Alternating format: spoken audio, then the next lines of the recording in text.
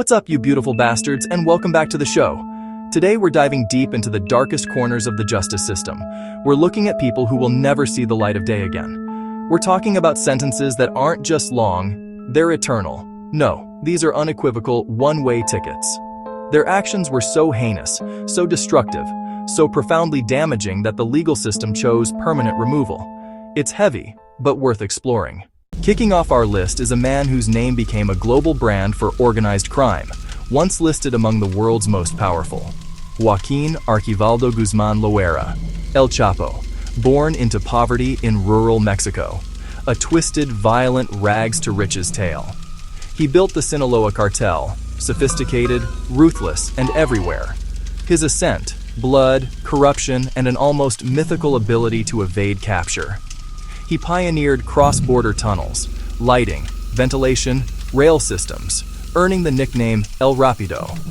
His empire was cemented with extreme violence, murders, kidnappings, torture, and wars with rivals and the state. His legend grew with two escapes, a laundry cart in 2001, a shower hole, and a tunnel motorcycle in 2015. Captured in 2016, extradited in 2017, his Brooklyn trial was a spectacle with anonymous guarded jurors. Witnesses detailed trafficking, bribery, torture chambers, and enemies buried alive. 1 million+ kilos moved, billions in illicit profit. In 2019, guilty on all counts, life plus 30, and $12.6 billion forfeiture. Now at ADX Florence, near total isolation. No tunnels, no corruptible guards, no chance of release. His forever has begun. From Harvard at 16 to a PhD in mathematics, a certified genius. Youngest assistant professor at Berkeley, then an abrupt resignation. Socially isolated, intensely awkward, resentment brewing. He retreated to a 10x12 cabin, no power, no water, nurturing survival skills and rage. A radical philosophy took shape. Hatred for the industrial technological system. From 1978 to 1995, he mailed untraceable bombs to universities, airlines, tech symbols. 3 killed, 23 injured. The fear far outweighed the body count. His 35,000-word manifesto forced a publishing dilemma. The FBI recommended print. David Kaczynski recognized the voice, the phrasing, and called the FBI. April 1996. Arrest at the cabin. A live bomb, materials, the original manifesto. He pled guilty, life without parole. He served over 25 years, died in federal custody in 2023. A permanent end for the man who tried to bomb the world back to the Stone Age. Genius weaponized into grievance, and a lifetime sealed away. Larry Nassar, a trusted healer for elite athletes, is our number 3. National Medical Coordinator for USA Gymnastics, faculty at Michigan State. He cultivated trust, the go-to doctor who fixed nagging injuries. His method was insidious, claiming legitimate procedures while abusing in plain sight. He preyed on authority and the culture of pushing through pain, often without gloves, without another adult present. Not a handful, hundreds. Over 330 women and girls, Olympic gold medalists, NCAA champions, and countless young athletes, including Simone Biles, Ali Raisman, Michaela Maroney, Jordan Weber.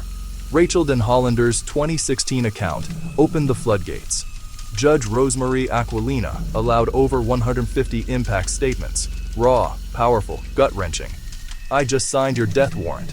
State terms of 175 years to follow 60 federal. Another 125 years in a separate county.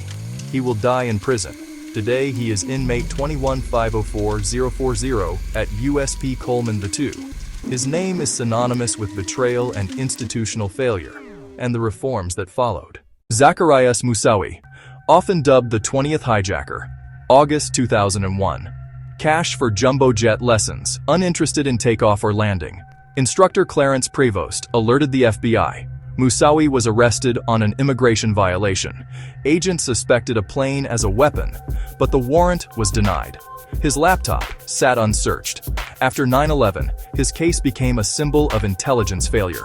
Charged with 6 conspiracy counts, 4 death-eligible, belligerent, erratic, often acting as his own lawyer. The jury could not unanimously choose death. Judge Leonie Brinkema, 6 life sentences without parole. At ADX Florence, 23 hours a day in a concrete cell with no inmate contact. He will never be released, dying deep within the system he mocked. A life measured in lock cycles and unending silence. Before 9/11, there was Ramzi Youssef, mastermind of the 1993 WTC bombing. He entered the US in 1992 on a fraudulent passport and claimed asylum. The plan? A massive truck bomb to cripple a tower's base and topple it into its twin. February 26, 1993. Detonation tore a 100-foot crater through 5 sublevels. 6 killed, over 1,000 injured. Towers choked with smoke. Hours later, Youssef flew to Pakistan and watched the chaos on TV. Investigators traced the van. An accomplice tried to reclaim his deposit. A crucial mistake.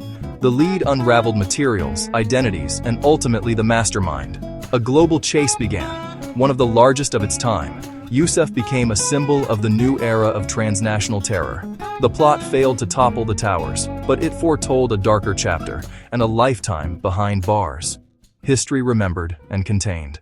Richard Reed, the shoe bomber, boarded American Airlines Flight 63 on December 22, 2001. A crowded Paris to Miami flight, his bomb hidden in the soles of his sneakers. PTN and TATP, designed to blow a hole in the fuselage at 30,000 feet. Denied a day earlier for suspicious behavior, somehow cleared the next. 90 minutes in, a flight attendant smells a burnt match, sees a fuse in his shoe. The fuse is damp. It won't light. She confronts him. Chaos erupts. Passengers and crew swarm. Belts, cords, anything to restrain him. Diversion to Boston. Onboard doctors sedate the suspect. Experts confirm. The device could have brought the aircraft down. Unrepentant in court. The judge. We are not afraid of you. 3 life terms plus 110 years. No parole. Now at ADX Florence. A failed bomber whose legacy is why we take our shoes off at airports. Dzhokhar Tsarnaev. A name that reopens raw wounds in Boston. 2 pressure cooker bombs near the finish line, packed with nails and ball bearings. 3 killed, hundreds injured, at least 17 lost limbs, horror, and the city's resilience. The Tsarnaev brothers disappeared into the crowd. A massive manhunt began. They murdered MIT officer Sean Collier, then carjacked a man who escaped. An explosive shootout in Watertown. Tamerlan killed. Boston locked down. Families sheltered in place. A homeowner spotted a disturbed tarp. Thermal images revealed Dzhokhar. He was captured, badly wounded. A manifesto cited U.S. wars in Iraq and Afghanistan, called civilians collateral. Convicted on all counts, sentenced to death, overturned, then reinstated by the Supreme Court. On federal death row amid a moratorium, likely to die in ADX. He will never be free. A living monument to the lives destroyed. Anders Behring Breivik, a right-wing extremist, carried out 2 attacks on July 22, 2011, killing 77. Hours before, he blasted out a 1,500-page manifesto, a warped political tract and how-to for terror. A fertilizer van bomb at the Prime Minister's office killed 8 and wounded hundreds. He then posed as police and headed to Utoya Island. He lured campers under the guise of safety, then opened fire. For over an hour, he hunted the island, a systematic slaughter. Victims ran, hid, swam. Most were teenagers. When SWAT confronted him, he surrendered. His mission of spectacle complete. The trial centered on sanity. He insisted he was sane to legitimize his ideology. Norway's system contained him, indefinitely restrained within strict confinement. A nation mourned and resolved to guard its openness against hate. He will never walk free. Khalid Sheikh Mohammed, KSM, the self-proclaimed principal architect of 9/11. He proposed, planned, and directed, beyond 9/11, linked to other plots and murders. Captured in 2003 in Pakistan, a major early war on terror win. shuttled through CIA black sites, subjected to enhanced techniques, waterboarded 183 times, condemned as torture, creating a legal quagmire that still haunts the case. Held at Guantanamo Bay, awaiting a military commission trial for decades. Proceedings plagued by delays, classified evidence, admissibility of statements under duress.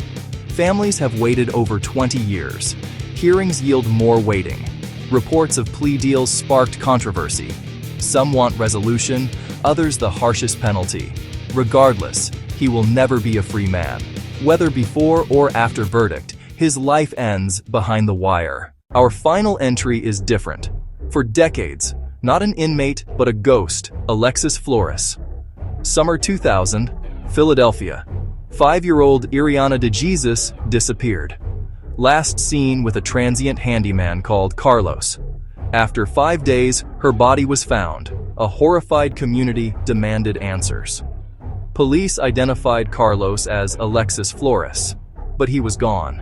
In 2007, he joined the FBI's 10 Most Wanted with a 6-figure reward. He'd been arrested for forged ID in Arizona and deported, his true identity unnoticed. In 2007, CODIS matched crime scene DNA to his Arizona sample. The ghost had a face. An international manhunt began. In 2021, captured in El Salvador and extradited to the U.S., now incarcerated in Philadelphia, awaiting trial on murder and rape charges. Given the nature of the crime, the DNA, and years as a fugitive, the odds of release are effectively zero. So there you have it.